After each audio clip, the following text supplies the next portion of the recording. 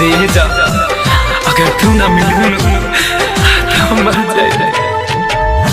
दिल के दर्द दिया के मिले ना दवाई हो, दिल के दर्द दिया के मिले ना दवाई हो।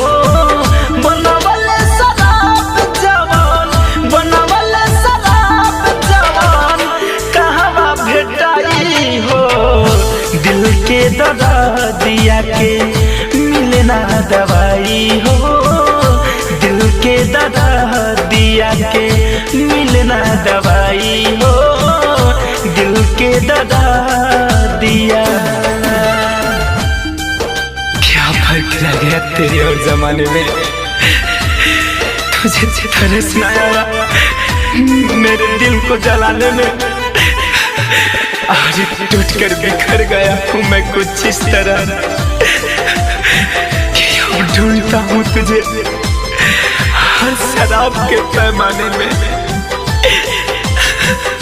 हो मोहब्बत में खैले होई धोखा, एही से चीज एगो बनवले अनोखा। हो मोहब्बत में खैले होई धोखा, एही से चीज एगो बनवले अनोखा। लागल बयाग दिल में कैसे बुझाई हो, लागल बयाग दिल में कैसे बुझाई हो। बनवले शराब जवान, बनवले शराब जवान कहवा भेटाई हो। दिल के दर्द दिया के मिले ना दवाई हो, दिल के दर्द दिया के मिले ना दवाई हो, दिल के दर्द दिया।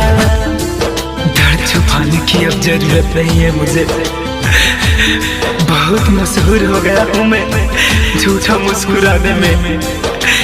हर रास्ते का मुसाफिर बन के रह गया हूँ मैं, तुझे ढूंढते ढूंढते भटक जाता हूँ मैं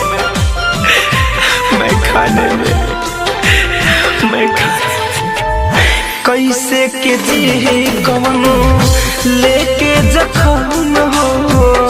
फैशन फिरोज पड़ना कैलू रहम हो।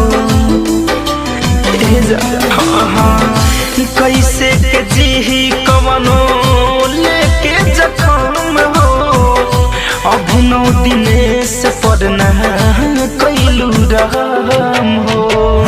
धड़कन धनंजय ओके कैसे भुलाई हो, धड़कन धनंजय ओके कैसे भुलाई हो।